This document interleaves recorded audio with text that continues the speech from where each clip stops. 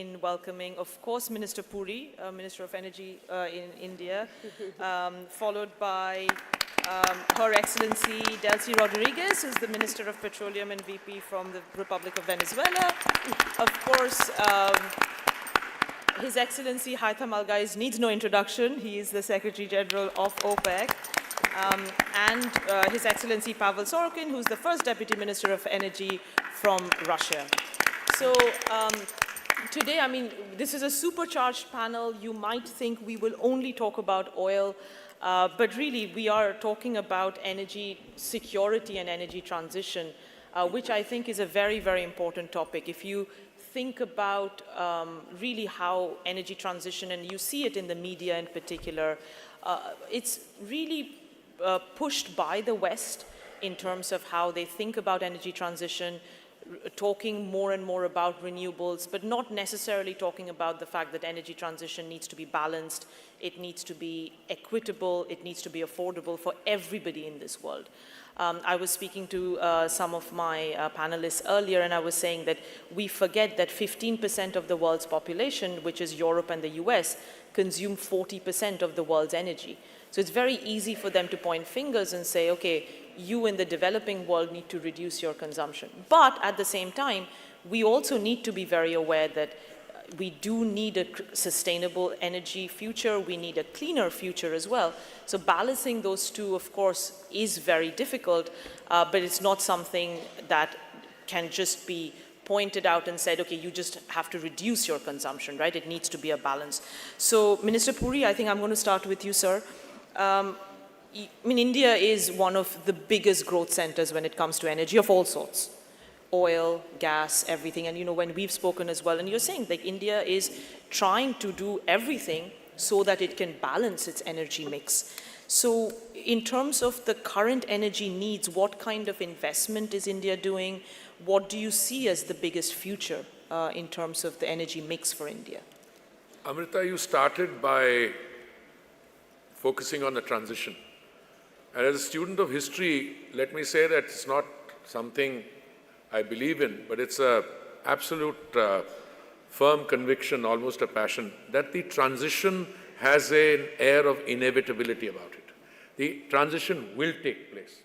But equally, the transition will not take place if you couch the debate in ideological terms, that the choice between X and Y, that we must stop the investment in X and then move greatly to the Y, that is in fossil fuels and go straight. Because that is a recipe for disaster. Since you came to the Indian context, let me say our challenge is a little different from that of most other countries. We have a population of 1.4 billion, plus, I should add. We have 67 million people going to the petrol bunk every day to fill up. Our energy consumption is going up. You can take anybody's assessment. I'll give you a simple statistic. When I joined the Ministry of Petroleum and Natural Gas 3.5 years ago, we were consuming 5 million barrels in a day. Today, we are consuming 5.5 million barrels. Now, why is it going up in India? Partly because you started at a low this thing. Our rate of growth is higher than the global average because the rest of the world, you mentioned the Western Europe and the United States, they're the major consumers. We started late, we had developmental challenges. Today, any discussion on energy will give you a reasonably good idea on how the economic activity is taking place, right? We are a $4.1 trillion economy. It is slated to go up to $7 and $10 trillion. What will it mean for energy consumption? More and more energy will be consumed. Absolutely. I think our best part of the story is on the transition. When I was ambassador to Brazil many years ago, the government in Delhi tried to have 5% blending of biofuels in 10 of our states and union territories. We were a miserable flop. Now, when Mr. Modi took over, the Honorable Prime Minister, we were only doing 1.4%, 1.5% blending. We had a target of 10% by November 22. We did it 5 months in advance. We had a target of 20% blending by 2030. We brought it forward by 5 years to 2025. Today, I think, without wishing to be misunderstood, next month we will complete 20%. We are looking at more. So more biofuels, more compressed biogas, more green hydrogen, which is a real success story. But let's be clear, fossil fuel, oil and gas is going to be around for a long time. Therefore, I was very happy in this morning's ministerial panel that my distinguished colleagues struck a realistic tone. And I think if you go forward from here, my discussions with my colleagues from Venezuela, from the Secretary General and Minister Sorokin, always we have talked about what is realistically doable in terms of navigating the way forward. There must never be, and this is the trilemma, there must never be an energy shortage. There must be availability at all times. There has to be affordability, and it has to be couched in strong sustainability. By the way, as I think it pointed out, the Honorable Prime Minister did this morning, out of the G20 countries, we were the first to meet our Paris commitments. No, thank you. And I think this is exactly the framing, right? That you can't talk about energy transition without talking about sustainability, affordability, which often, and the fact that it needs to also be equitable, right? And that's something we often forget.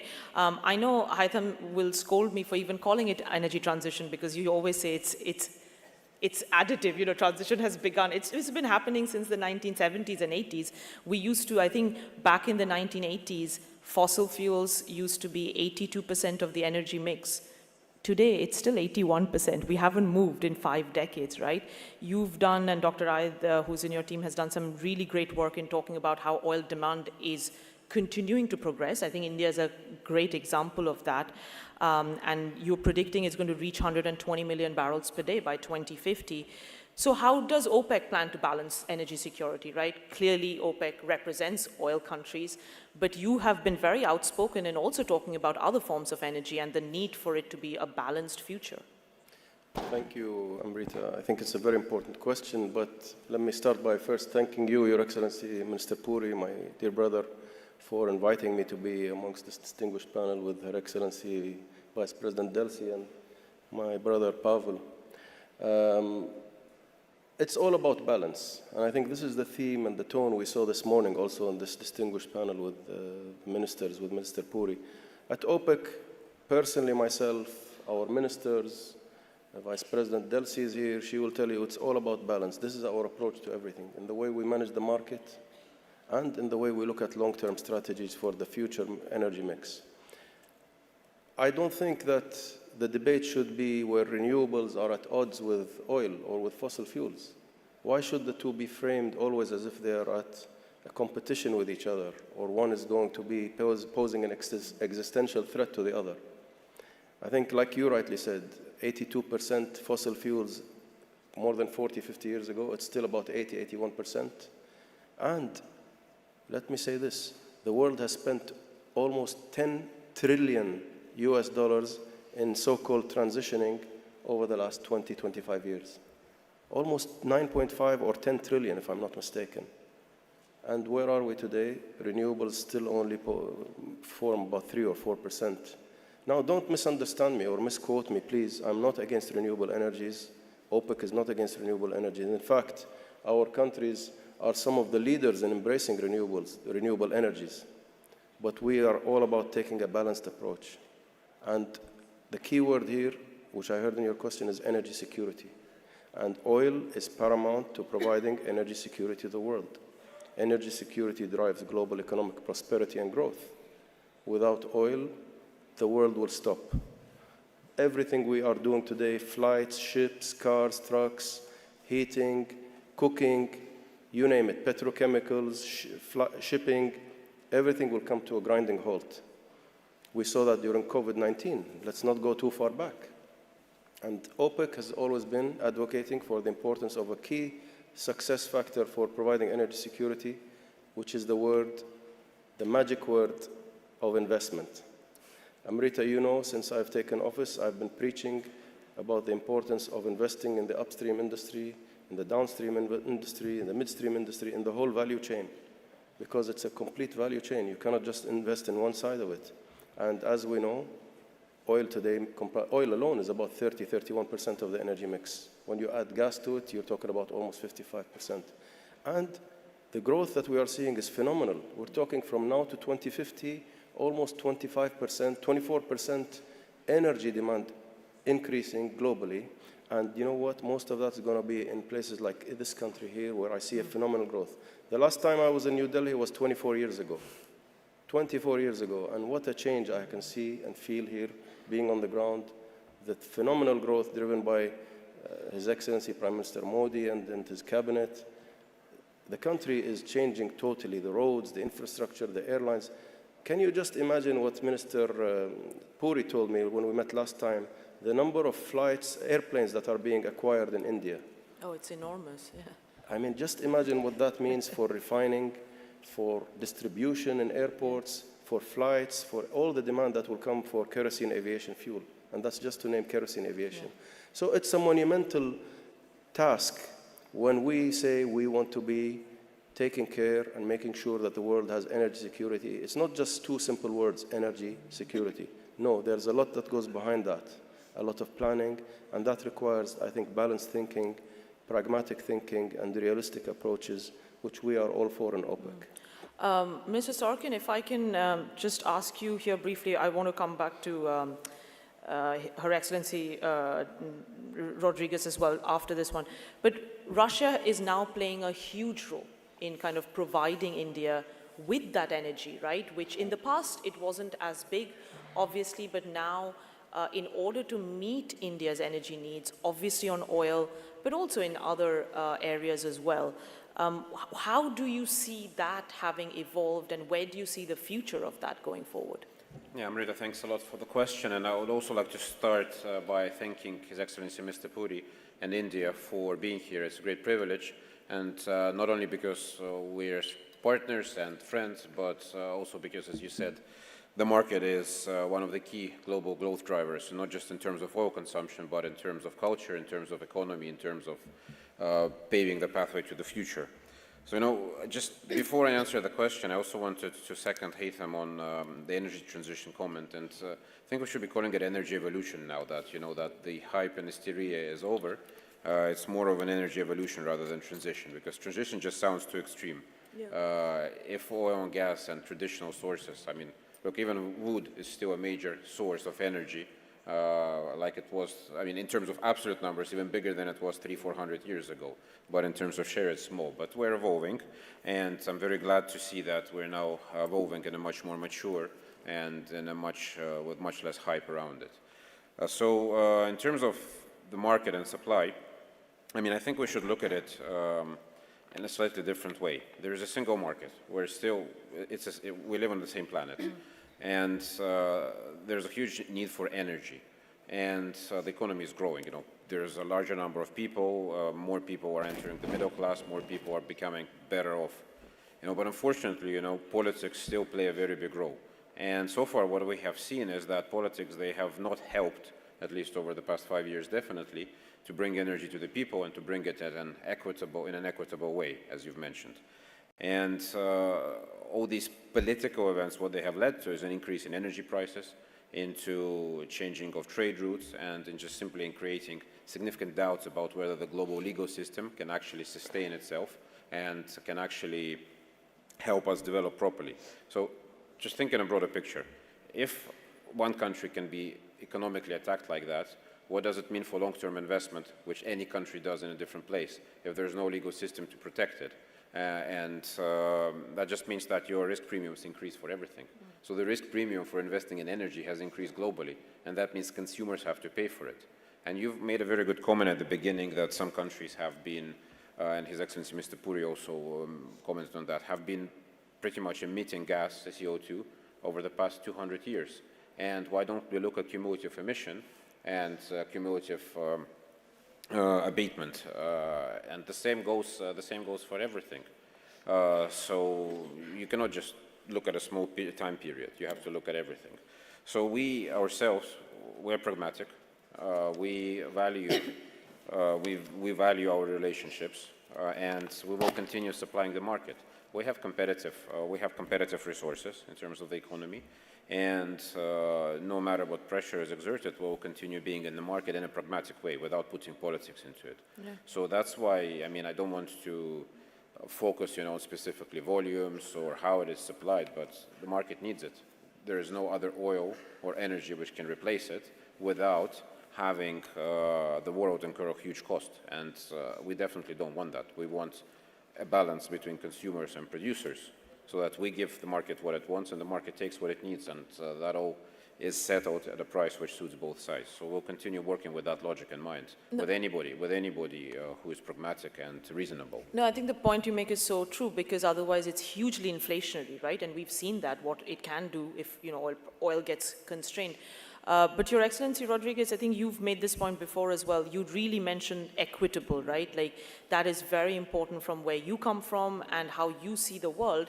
And I think I mean, I'm born and brought up in India, and I can very much say that the energy costs, energy infrastructure, it's so important for every single person, right, who is from here. So how do you see, and what role does Venezuela play in that, the equitable future for energy?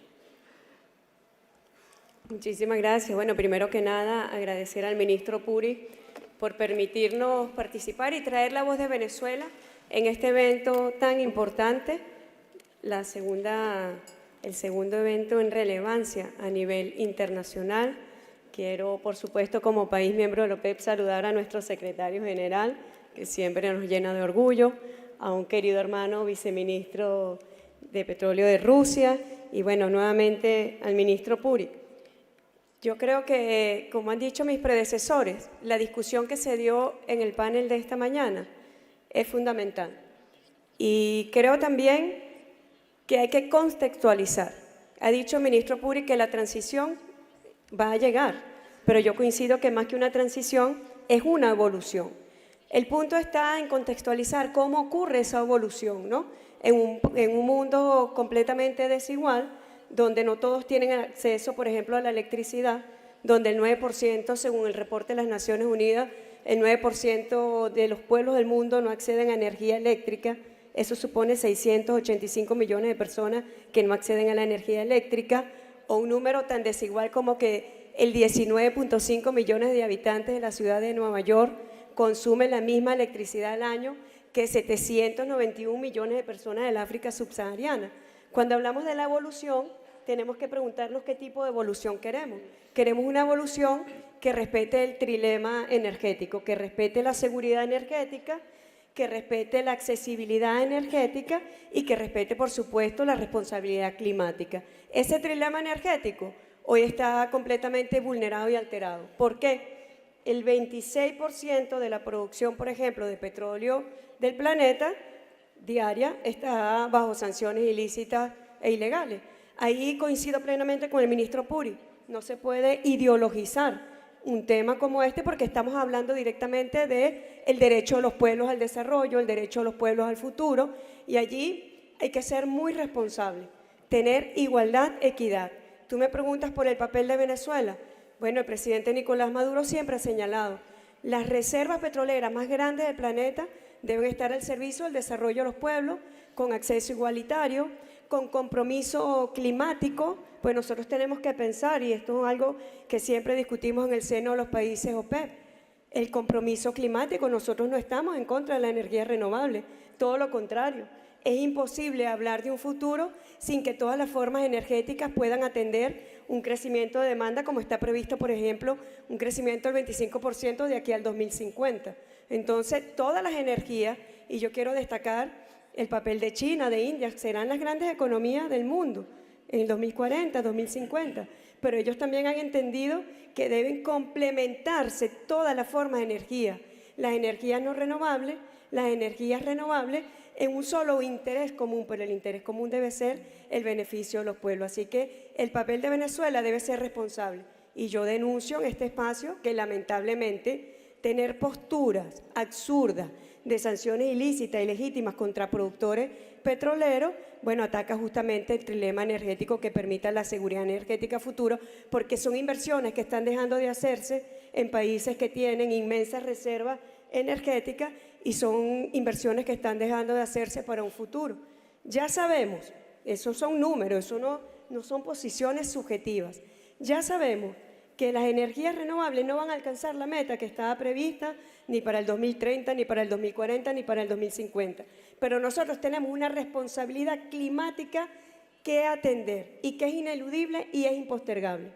El balance del año 2024 fue el año más caluroso de la historia y fue el año del mayor número de emisiones en la historia. Nosotros sabemos que hay una realidad climática que atender y que resolver, pero hay que hacerlo, como ha dicho el secretario Heitan, hay que hacerlo con objetividad, con responsabilidad, porque hay una situación climática que no la crearon los países del sur global, pero que ahora se les pide que paguen una factura del cual no fuimos partícipes. Y por eso digo que tenemos que empujar en común, donde incluso las metas que supuso el Acuerdo de París quedaron completamente desfasadas. Así que, bueno, en nombre de Venezuela y del presidente Nicolás Maduro, nosotros hablamos de que esa evolución, el futuro energético debe hacerse con mucha responsabilidad, sin sanciones ilícitas que pesen de una forma tan absurda sobre el futuro, de cómo se compromete el futuro, que esas inversiones vayan a captar, a almacenar emisiones CO2 y todos los recursos deben estar dirigidos justamente de manera responsable a investigación, a tecnología para apaciguar la terrible emergencia climática y que sobre todo esa evolución se haga con equidad y con igualdad y acceso de los pueblos.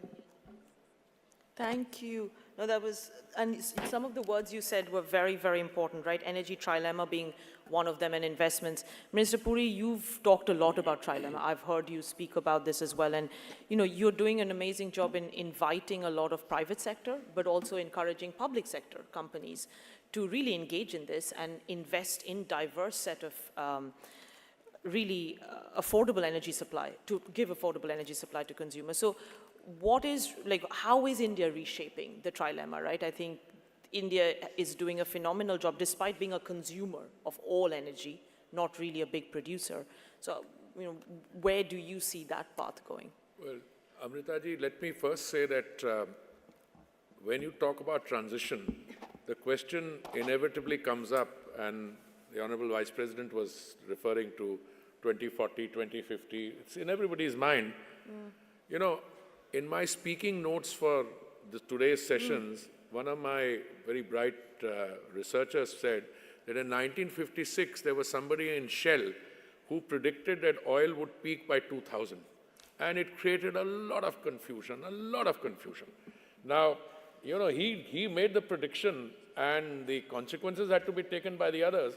And then came along other sets of very well-meaning people who said, now we must transition, we must end this, end that. Again, it created a lot of confusion because some investments into traditional energy Didn't stopped. happen, yeah. And then, as it is, if you have a well today, 2 years later, its productivity diminishes. Over a period of time, it goes down. Again, kinds of confusion. Look, I am not into the projection game. But I think those of us who are working for governments, we have a moral duty to make sure energy is made available on a constant basis to our consumers.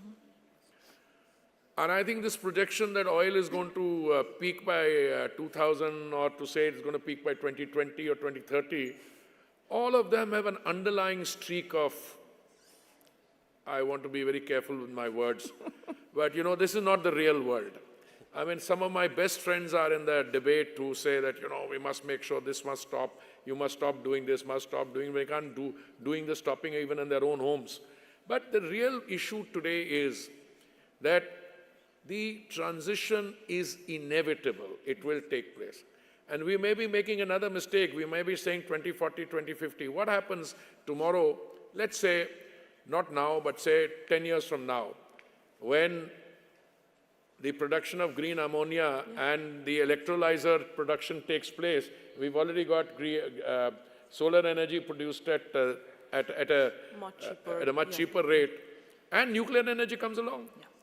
Small modular reactors, which there is a lot of discussion. We missed the bus once. We did from India. We were very upfront. We signed an India-US civilian nuclear energy deal. We had an India-specific IAEA safeguards agreement. But what happens if all these things happen? You may not be looking at 2040, 2050. So the main purpose, Amrita, as I see it, is that you should manage the present. And manage the present, what is India doing? Very clear. Biofuels, we are stepping on the gas, literally as a pun, but biogas, CBG, we are also doing very well on renewables. The Prime Minister talked about our targets. Green energy is a story which I don't think the narrative is out sufficiently as to what is happening, that 5 million metric tons for 2030 target. I am one. I tell my companies, this is a very conservative target. You'll do much better than that. So if we are clear that we are all participants in a process in which there are a lot of moving parts, and none of us really, I'd like to say that my brother Haitham is in charge of the one big part of it. OPEC Plus puts a lot of oil on the market. But I think I know him well enough. He will also be the first to tell you that, look, we can control it up to a point. Where is it going further if there is more oil coming on the market? My view is that more and more energy will come on the global markets. Now I'm choosing my words carefully. There'll be more traditional energy. The Western Hemisphere today is producing more than ever before. Brazil, Guyana, Suriname. The US is, I think, the largest producer at 13 million barrels a day. They're putting another 1.6 million barrels of oil into the market if that happens. Canada, so many other places. Now, you said we are more a consumer, and look, we had a problem. There was something called a dull decade between 2006 and 16. Nothing happened. And you know, this is a business, you require a lot of money. Then, even you get the money, you do the drilling, it costs about what? Offhand, $4-5 million for a normal well and about 20 times that much for a offshore one. And then when you drill it, when you hit the thing, it takes another 10 years to this thing. So we suffered. But today, E&P in India is picking up. And I think the good part of the India story is that our biofuel blending and other things are happening even as our consumption is going up. So the base fuel is 20% now, and we are going to now thinking of what to do beyond 20%. But I think India is acutely conscious that we need to have it anchored in this. But we are not wanting to be, irresponsible about it.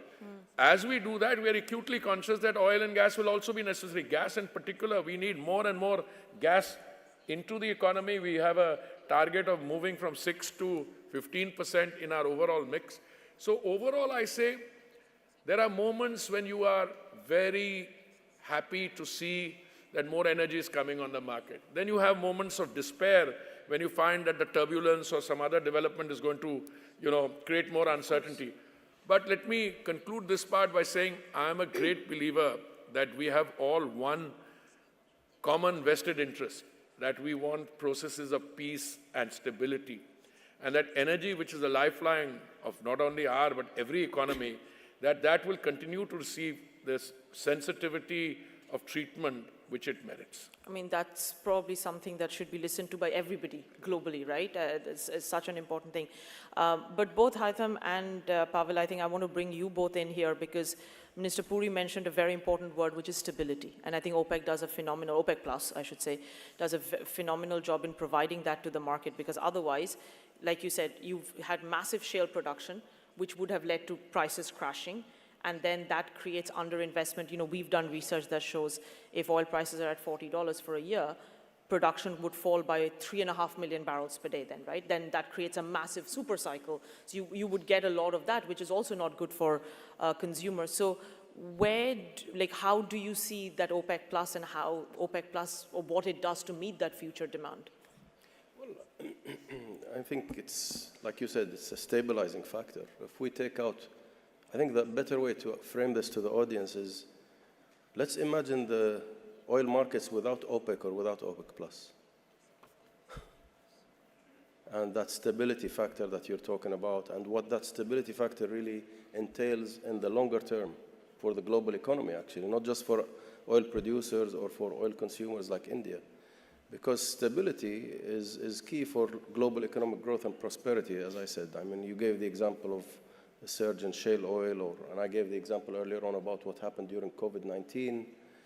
But without stability, you can't have investment. You can't have clarity. And this is one of the beautiful things about OPEC Plus and the way we work with our colleagues from non-OPEC, led by Russia, and within OPEC, including, of course, Venezuela and other countries, is that we have this unity amongst us. We have these mechanisms in place where we work together, we read the market, we analyze the supply-demand, away from political considerations, purely on sound technical considerations, and we take the decisions that provide stability to the market. And this is not just me saying this as OPEC Secretary General. Honestly, you have to read the US Federal Reserve. There was a paper done by the Board of Governors last year about OPEC Plus decisions and how the communication by OPEC and OPEC Plus has been very clear to preserving stability. Communication is essential. This is what we are doing. The other thing is a paper done by Oxford University, actually, the Oxford Institute for Energy Studies. A few years ago, I think it was 2018, a published paper, you can all find it on the internet, showing the added value that OPEC and its decisions, or OPEC Plus now and its decisions, bring in terms of value to the global economy. If I'm not mistaken, it was like around $200 billion per year in terms of the stability it provides as a cushion, as you were saying. So this is something that is in the core of our objectives always. And like you said, and I believe it's very clear and very important to make this point extra clear, crystal clear to the world, that stability that we provide really creates benefits for the longer term, provides the stability that's required for investors to invest. Because this is not an industry where you decide to invest today and you switch off tomorrow. This is something that takes a long lead time. In some cases, you decide to invest today, production comes after 5, 6, 7, even longer years. And without that stability, I think if you look at oil also, last year, oil was probably the least volatile commodity, and I think that's greatly down to the decisions and the clarity of the decisions we take at OPEC+. So this is our objective, this is what we will keep doing, and we keep always the longer term in our radar when we try to take these decisions. And I think you've been extremely successful. Yeah, just to add on that, you know, think about it as when central banks target inflation, you know, they're not just targeting inflation at the moment, they're targeting inflation expectations. Because even if you're okay today, it doesn't mean that you'll be okay tomorrow if everybody in the economy expects prices to pick up. It's the same here. I mean, energy, it's extremely important. It's the backbone of any economy. But at the same time, it's in a way, it's a service sector. Everybody expects to have energy all the time. And His Excellency Puri outlined the trilemma. So it should be available, it should be priced properly, and it should be sufficient. And in order for that to happen, people need to know that you're not going to have a spike of prices at some point, which can completely derail any economy. So, I mean, well, for 70% of the world, prices doubling, that's critical. I mean, if you're printing money, then maybe it's okay, but for everybody else, that could be a problem. And that's why 40% of production, which is the OPEC and non-OPEC group, taking responsibility for that reasonable approach, in our view, it has helped over the past 8 years to prevent many crisis situations and give people visibility. I mean, I know a lot of people criticize us, you know, and say that, you know, it's for the price, but it's not, because prices are not exorbitant. Prices now, currently, they give us decent level of return for reinvestment, and at the same time, they give all consumers visibility, and they give a decent price for consumers to actually plan their businesses and have a proper return on their business, where energy is the backbone. So it's, if anything, I could say that it's one of the unfortunately, not many examples in the world where an international organization has actually been agile enough, coherent enough, and reacting sufficiently quickly to solve problems. I mean, can you name any other organization in the world, unofficial, because it's not a formal organization, which has managed to achieve such results so quickly and without actually derailing anything? I think it's unique in this sense. And the size it is as well, it's impressive, right? With so many different political interests inside the group, but people still getting together to actually act pragmatically. I think the one point you made, which really should be emphasized, is that every investment, right, private or public, it needs a return, and we forget that often. Because the point is that energy is not going to be free. Somebody has to invest and needs a return to be able to make that investment decision, right? Be it a refinery, be it upstream, and I think you see that across the board. I'm conscious of time. We've got less than 5 minutes. Your Excellency Rodriguez, in terms of your view and Venezuela's opinion in terms of energy demand, right? Like, how do you see Venezuela playing, or what role does it play? Very briefly, if you could outline, especially given Venezuela has got so much heavy oil reserves, which India requires. Indian refineries are very complex. We are seeing, if anything, heavy reserves decline in other parts of the world, like Mexico. So, you know, just give us a little bit quick thoughts on that. Voy a responderte en parte volviendo a lo que has venido conversando, tanto con el ministro Puri, el secretario general, y con Pavel. Fíjate, si ideologizamos las relaciones energéticas, eso sin duda alguna tiene un impacto en el mercado energético y en la economía mundial. Solamente pensemos, y el secretario general de la OPEC sabe de lo que estoy hablando, pensemos qué ocurría en el mercado energético internacional antes del gran acuerdo OPEC+. Vivíamos tiempos de turbulencia, vivíamos tiempos de inestabilidad, de incertidumbre. Y este acuerdo ha permitido tener un equilibrio y ha permitido tener estabilidad. El año 2024 cerró en estabilidad en el mercado internacional, pero también en la economía internacional. Es el papel que juegan los productores en el marco de la economía mundial. En el caso de Rusia, por ejemplo, pretender excluir a un gigante en petróleo y en gas, pretender excluirlo de la fórmula energética, sin duda alguna tuvo un impacto, y tuvo impacto en los mercados europeos. Y bueno, y eso reconfiguró y ha tenido no solamente impacto económico, ha tenido también impacto político y geopolítico.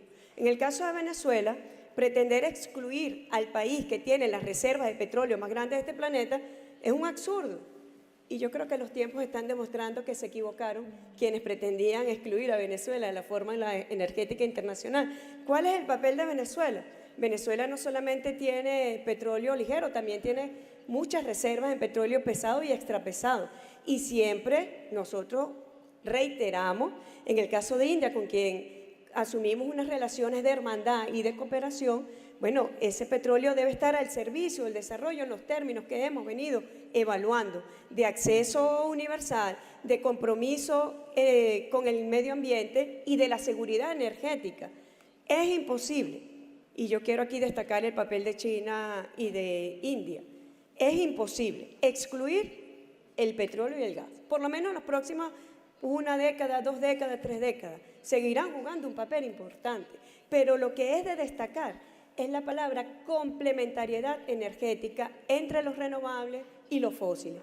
India sabe de lo que estamos hablando porque India tiene biocombustible, tiene energía nuclear, lidera la alianza solar, tiene energía eólica y tiene también petróleo y gas. Es una combinación, es una complementariedad energética, al igual que China, que es líder en energía solar, pero China también combina otros tipos de energía. Así que esa matriz energética debe garantizar la demanda que está ocurriendo y que va a venir creciendo, es lo que se proyecta. No estamos proyectando otro tipo de situación, no somos pitonizos, pero en base a ese escenario tenemos que garantizar la seguridad energética y solamente se puede dar de forma compasada, de forma equilibrada y de forma en que todos participemos, pero participemos con responsabilidad hacia el medio ambiente. Thank you. Obviously, we are out of time, but since I'm the moderator, I can have the privilege of one final question to everyone, but very, very brief answers. Minister Puri, you rightly pointed out, I think making forecasts, especially long-term, can be quite foolish in this industry, and I think as an industry, we've been terrible at forecasting oil demand. We keep calling for the peak of oil demand, gas demand, and it kind of continues to grow. I think you've been extremely eloquent in really highlighting the diversity, I think biofuels being the biggest success story, if you ask me, for India. But I'll come to you last, you should have the final words. So I'll just throw it out there. Despite knowing we're not very good at predicting, if you had to pick one energy, right, which you are saying, okay, in the next 50 years, whatever your time frame is, comes out to be the winner, what would that be? Pavel, I'll start with you, and we'll go in this order. Hydrocarbons. Oh, that's a good answer. I mean, that'll be the winner over 50 years. And I mean, demand will peak when population peaks. Oh, that's a clever answer. He's covered off oil, gas, and like his hydrocarbons. What's your answer, Haitham? I would say predicting, like you were saying, that the industry has been bad at predicting. It's not, I don't think that's, with all due respect, I know what you're saying, yes, yeah. Some in the industry. Some, and yes. you want me to name them, I'll name them. I think you know the names I have in mind, Yes. but they have gotten peak gasoline wrong, they have gotten peak coal wrong, they have gotten peak oil wrong, and They've they're got everything wrong. Everything wrong. Peak emissions as well. Peak emissions wrong. Yeah. At OPEC, I'm proud to say my team, we've been doing this for 65 years. We've been doing excellent research. Yes, maybe some don't like the research and the results we give, but I can say that there is not going to be any peak in oil demand. So you're choosing oil. Your Excellency Rodriguez? Te pregunto, ¿cómo haces para tener los paneles solares, la energía fotovoltaica, todo tiene un basamento, petroquímica, petróleo, gas, así que los hidrocarburos. Con toda la discusión, por eso he dicho que debe hacerse con gran compromiso ambiental, pero es una realidad. Si tú vas a hacer un panel solar, necesitas resinas, necesitas acero, o sea, necesitas sin duda alguna componentes que tienen como su base primaria el petróleo y el gas. Minister Puri, your choice. No, it's very easy to sit here and say it's one or the other. No, or of the course. Life never operates like that. This is my view as a student of history. Very true. I think when my distinguished panelists, colleagues, the one in the extreme left says oil and gas, then Haitham, I didn't expect him to say anything other than oil and gas. And then, but let me be the sole dissenter here. Which is why Yes, I think oil and gas will be around for a while, and I don't want to define the while. But I think the change is going to come ultimately from green hydrogen and nuclear. Biofuels will be around. Biofuels will go up. I mean, you'll have E100 we had a mobility conference here recently. When I was walking in, somebody whispered to my ear, there were 19 new flex fuel vehicles on display. I thought they were prototypes. No, they're entering the market in 3 months' time. We're selling E100 as a fuel in 400 places already in India. But those will be supplementary add-ons. The real revolutionary change comes when the price of green hydrogen comes down. If it comes down to around $3 per kilo, it'll take a little time, but not more than 5-7 years. And electrolyzers are around, you will see a massive shift. I mean, I can't think of, if India is spending $150 billion on its import bill just now, it'll go up. But if you get green hydrogen at $3 a kilo, there will be a massive shift, and the investment patterns will change. But I agree with them, oil and gas are going to be around for a while, and since we plan for our immediate short and medium term, I think we should be acutely conscious of that. But I think the point you make on nuclear is also very Oh, important. nuclear 100%, because ultimately the efficiency and the cost that you can get out of It's that, unparalleled. if small modular reactors, if they take off, yes, that will be a great help for net zero. For sure. Okay, well, please join me in thanking the fantastic panel. We've had a great discussion. Thank you, every one of you. So again, I think we've really managed to educate the audience very, very well about energy security. So thank you again very much.